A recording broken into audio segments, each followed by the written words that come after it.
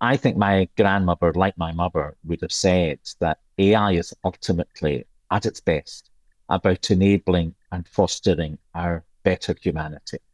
And if its use or misuse diminishes that humanity, then we have to question its value. So for me, it is this tool going to help me be a better human, creating human community and enabling human flourishing, because that ultimately is what we all want. We want to flourish. Hello and welcome to Pulse Amplify, where we sit down with the leaders and changemakers shaping the future of health. Proudly brought to you by Pulse IT News. I'm your host, Louise Shaper. And I'm your other host, George Margellis. Now, as listeners know, George and I just wrapped up a very successful ITAC conference in Brisbane. And one of the international keynotes at ITAC hit the stage to talk about ethical and human rights models for AI in aged care.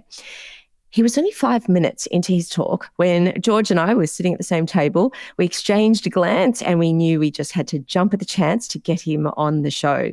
So, all the way from Scotland, but broadcasting from our Brisbane studio, I'd like to welcome Dr. Donald Macaskill, Chief Executive at Scottish Care. Donald, your keynote really was a standout at ITAC, where you explored philosophy, ethics and humanity colliding with the realities of aged care in this age of AI. And it's going to serve as the inspiration for today's conversation. So firstly, welcome to Australia and to the PulsePod studio, Donald. Well, I'm delighted both to be in Australia, to be talking to you from Brisbane and in the studio. I'm looking forward to our conversation. It's a real pleasure having you here, Don. And as Louise noted, and I think I showed you the SMS, I got an SMS during the conference basically saying, best presentation by a country mile. So I think that says it all, that the vector your presentation had at the conference. People were very kind and it was enjoyable sharing some reflections. And before we start talking about AI, there was one thing that you said in your talk, and so many people were talking about it for the rest of the day. And that is, in Scotland, you've moved away from using the term person-centred care. You called it an empty phrase, vacuous, without meaning.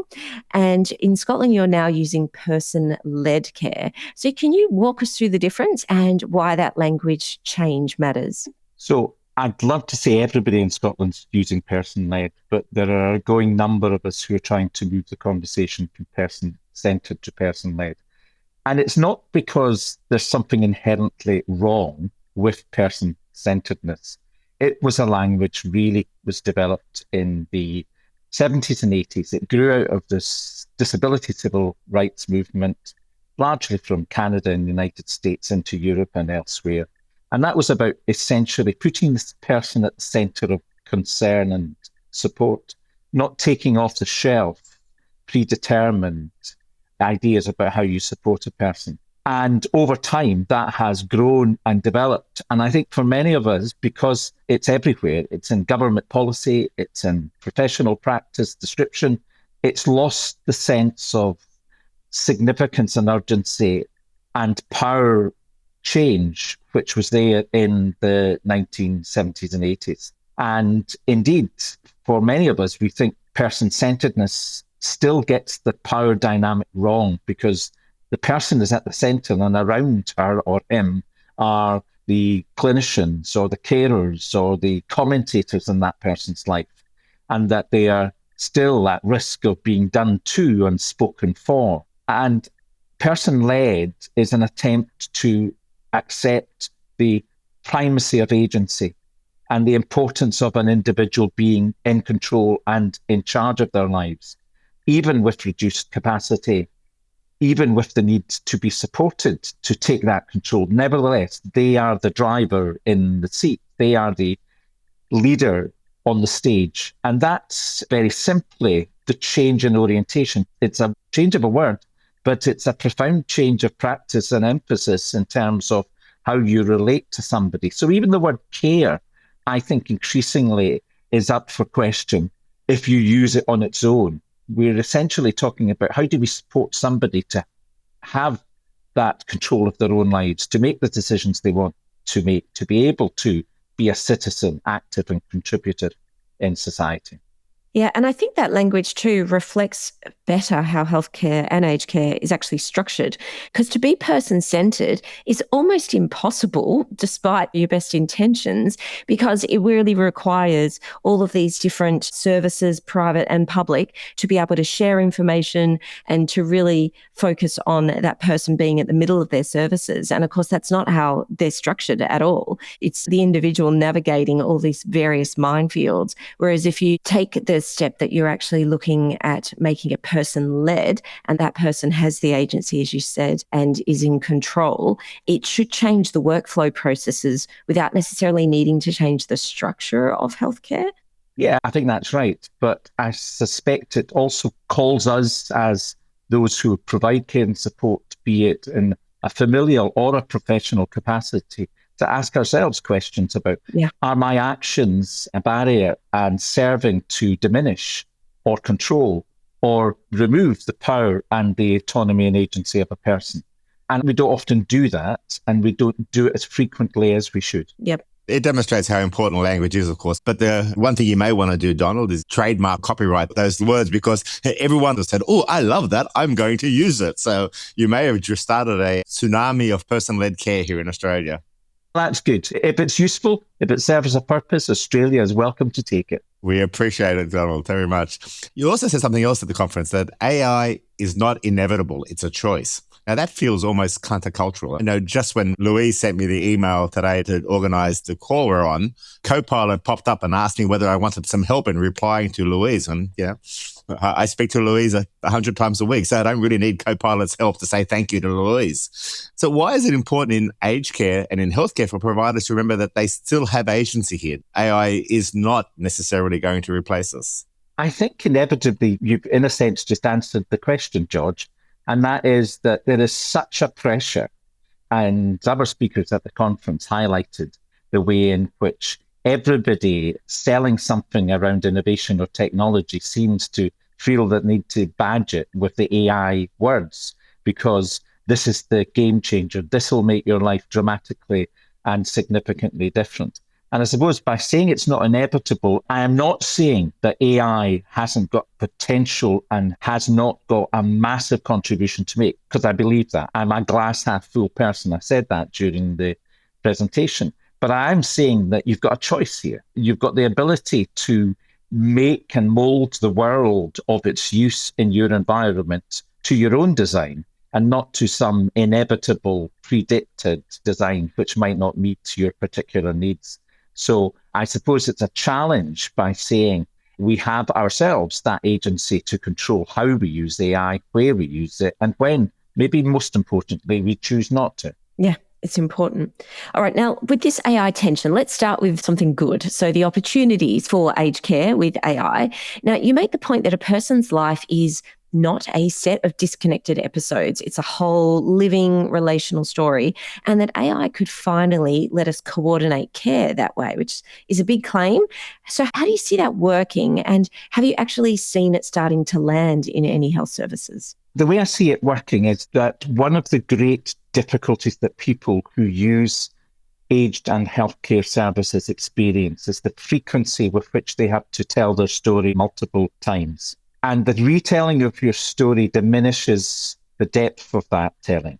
And I mean by that the more and more people have to recount their story, the less and less you get to the richness and the colour of that story, because people edit it down to the barest minimum. The ability that we potentially have through AI, being able to make the links and connect to the different professionals, is that we retain the depth and the colour of human story and human individuality. So that's one dimension. I think the other thing is that in the actual delivery of care and support, we lose so much in the transitions of professional communication and conversation. So again, AI, and I have seen this early stages of this working in an aged care setting, where the carer, through using and from wearing devices which follow her or him around for the day, is able to, through the use of AI, pass on to other colleagues at a handover or change of shift, the colour and the depth and the anecdote and the hilarity and the laughter and the profundity and the pathos of a human interaction and relationship. So at its best and when it is used appropriately, AI can better describe in a more honest and real way the experience of human relationship. Now, the risks of AI in aged care, you bluntly called out the data underneath most AI in care barely contains the story of women, yet alone containing the story of diversity and the story of aging. And where it does talk about aging, it only talks about it in a negative way. There's a massive problem. What's a practical solution for these service providers? How do we get data in our AI tools that is relevant to the population that we're working with? Ultimately, it's a DIY job. It's about personalizing the development of systems and tools of large language models into a localized set of systems. And again, people are beginning to do that. And that will become increasingly possible for people to go on that adventure of developing a data depth and profundity which better describes the people, community, and the distinctiveness of the story that you want that AI to help you and the data to properly reflect.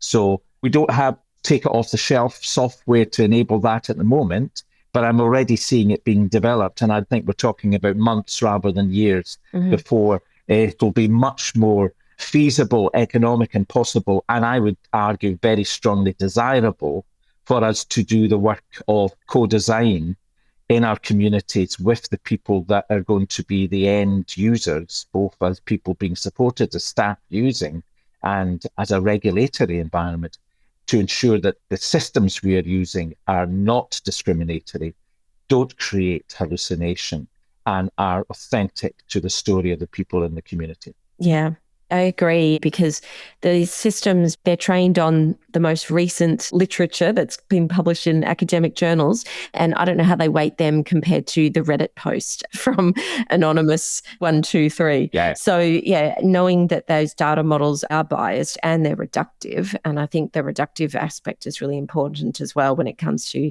the stories of people who didn't grow up with the internet at their fingertips that will change in time. But another thing that you warned us about is when it comes to AI is surveillance without consent, opaque decision-making, and systems that infantilize rather than empower, which is very strong language. And I was hoping you could unpack that for us. Yeah, I think that one of the challenges of all care and support environments is that, quite understandably, we have a concern on the part of individuals who have relatives in care environments.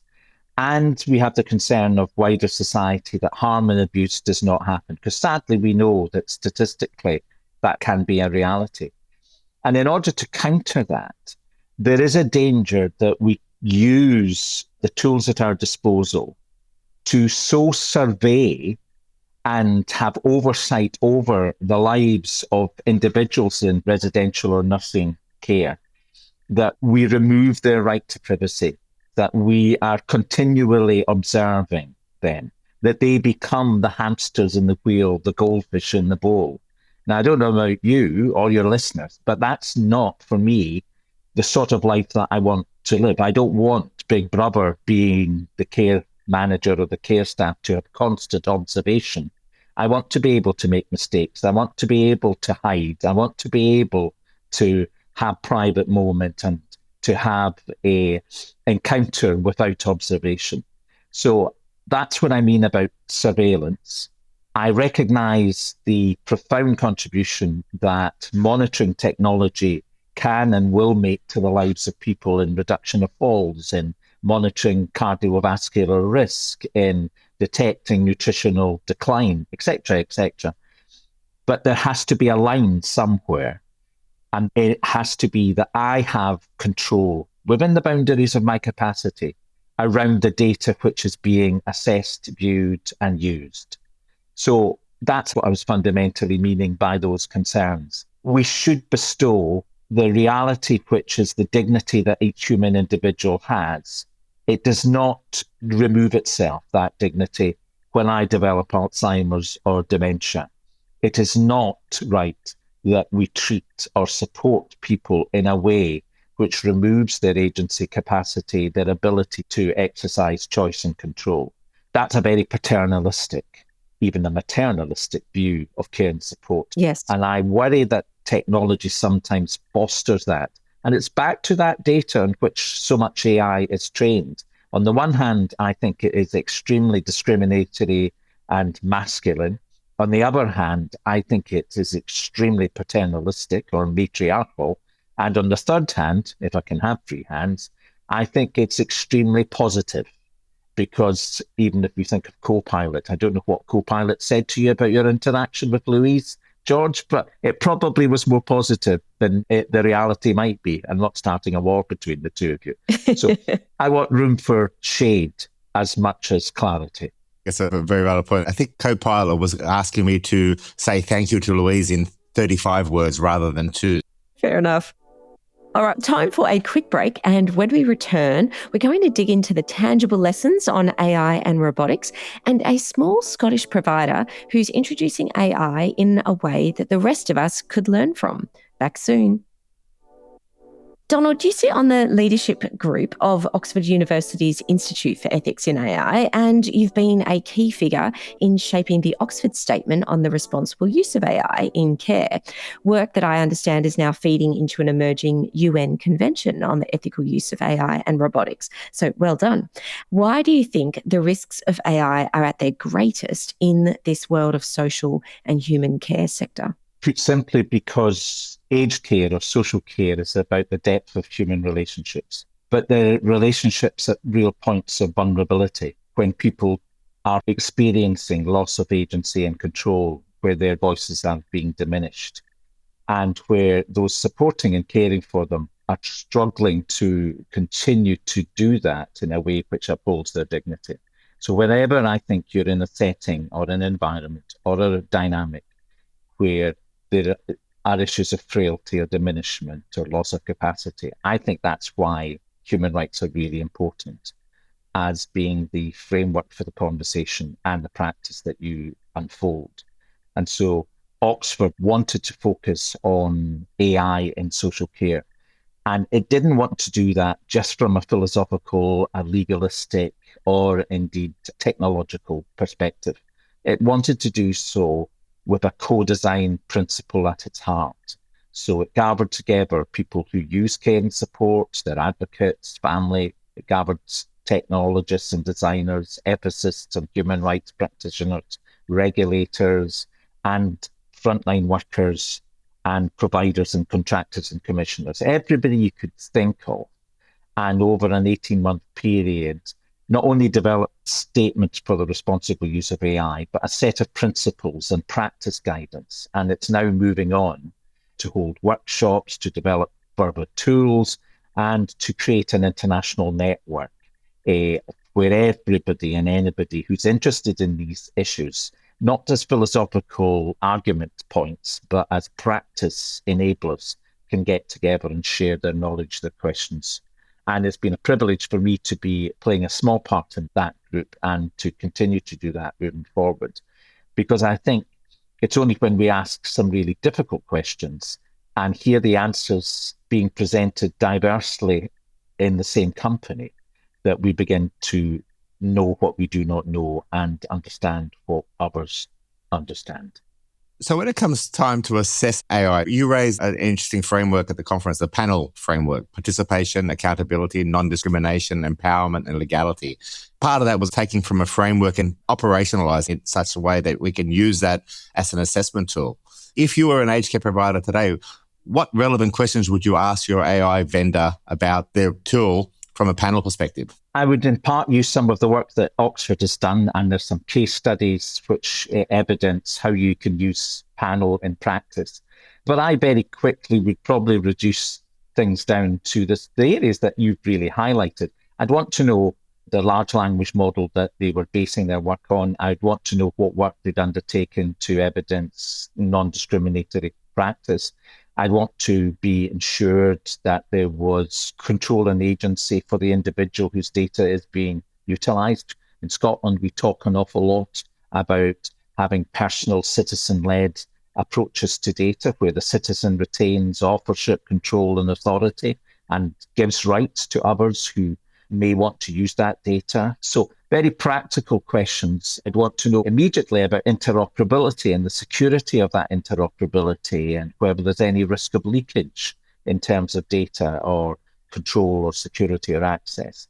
And I'd want to know about fundamental human rights questions like privacy and the right to privacy. And is this data secure? Have I, as a provider, got the ability to contextualize the tool that you're selling me to make it more applicable to the context that I'm working in and living in? So I think there are now increasing numbers of tools out there.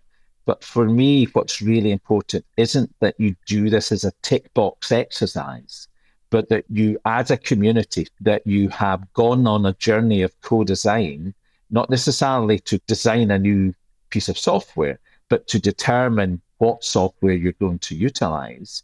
And that journey has involved everybody. And you can't do that if it's just a tick box. You've got to take people and their questioning and their concerns with you. And in the end of the day, even though it might take longer, you get a better outcome and a better dynamic.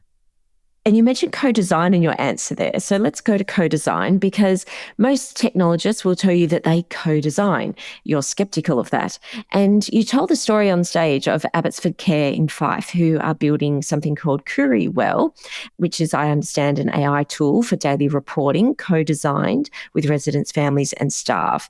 So in your experience, what separates real co-design, the type of thing that Abbotsford is doing, from co-design theatre?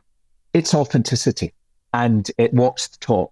It's a dynamic process. And that means that when you begin to think of introducing an innovation or changing practice, you don't go on a journey and do lots of evaluation and consultation, and then you present the output and the end point to those who are most impacted, i.e. residents in a residential setting or staff who work in it. They're involved from the get-go. They're involved in framing the questions, in identifying the challenges, and in working with you and others to the solution point. So co-design is not doing two, it's fully participative, engaging from the very beginning. And as a process, it has itself to recognize the diversity of contribution. Not everybody's comfortable in an interactive environment, sitting down in a room. Not everybody, because of their particular learning styles, is comfortable sharing in particular ways. So you maximize the way in which you get that contribution. And lastly, co-design never ends, because the best tools are always continually being renewed, revised, reinvigorated, and everybody has a role to play in that continuously. So I think a bit like person-centeredness, co-design has been neutralized and colonized by those who know what they're doing. Because if you call something as being the output of a co-design exercise, it sounds good, or they've got the right intention. I want to see the evidence. I'm just a suspicious Scot, after all.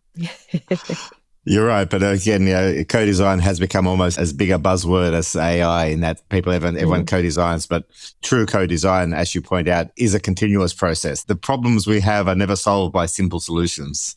Yeah, how true. Do you want to do the quick fire round, George? There's a quick fire round. Oh gosh. Oh, this gets you your ultimate bonus points at the end for the big prize. Okay. What's the most absurd AI claim you've heard in aged or healthcare recently? That this device will stop you having a heart attack. Now, I know that there are tools that have been developed, really impressive, which predictably can pattern changes in behavior, which can assess the risk of elevated coronary incidence.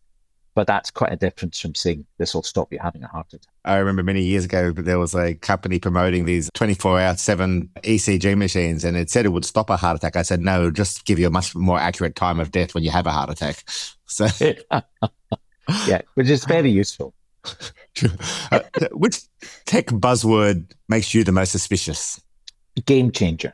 Anything that suggests that nobody's ever done anything like this before. Are some executives secretly hoping AI will solve their workforce problems without actually having to invest in their staff? Do you think that's part of the ongoing challenge? I think it is for some. And we know that AI will bring benefit, huge benefit. And we know that we've got to address our workforce challenges. But the primary and the first way of addressing some of that challenge is to properly value the workforce by affirming and recognizing their unique skills and contributions and the sheer professionalism, value them with proper terms and conditions so that it becomes a profession globally, which is attractive, which is valued, and which is considered to be of real priority. So let's not start and continue to try to save resource and become more efficient by reducing the human presence of the workforce. Let's maximize AI's contribution to that workforce. Excellent. I think my grandmother, like my mother, would have said that AI is ultimately, at its best, about enabling and fostering our better humanity. And if its use or misuse diminishes that humanity, then we have to question its value. So for me, is this tool going to help me be a better human, creating human community and enabling human flourishing? Because that ultimately is what we all want. We want to flourish. The last question we have here, what's one thing a machine will never understand about care? It'll never be able to laugh.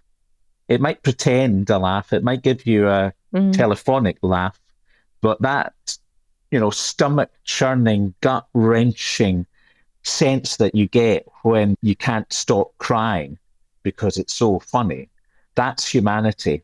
And for me, being with people and supporting them at their most challenging creates those moments when you least expect it.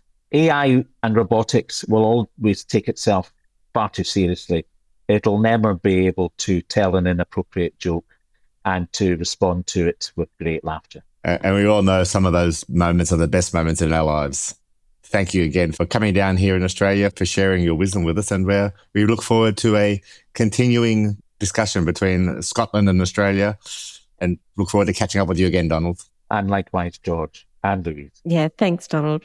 Absolutely been a pleasure to meet you. I look forward to meeting you in Scotland. We'll have to go to a distillery. You can show me some of your local whiskey distilleries over there when I visit next. And the good thing is, Louise, we've got quite a few. So we could very easily spend a long time visiting different distilleries, as all good Australians frequently do. So thank you both for having me. Thanks, Don. Have a wonderful day. Thank you. Thank you for listening to Pulse, brought to you by Pulse IT News. Pulse is produced by me, Louise Schaefer, with audio engineering by Ivan Jurek of Octopod Productions. Thanks to Emily Mara for her support. Big thanks to everyone for listening. Please make sure you subscribe, follow, rate us, tell your friends. It's always great to get new listeners on the show from personal recommendations. And you can visit pulseit.news to catch up on the news from Australia, New Zealand and Ireland. And you can send any feedback at any time, 24/7 to George and I. Send it via email at pulsepod@pulseit.news. We always love to hear from you.